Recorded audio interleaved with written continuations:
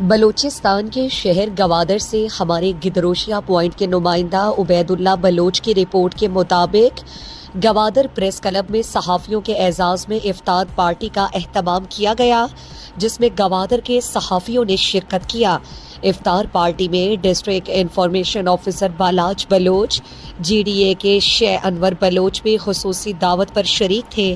افطار پارٹی میں صدر اسماعیل بلوچ، جنرل سیکرٹری سہیل محمود، نائب صدر بشیر قاسم، جوائنٹ سیکرٹری جاوید احمد، سلیمان ہاشم، بہرام بلوچ، جمیل قاسم، اختر ملنگ، عبدالحلیم حیاتان، عبید اللہ بلوچ، ذاکر بلوچ شریک تھے۔ افطار پارٹی سے پہلے اجتماعی دعا کی گئی۔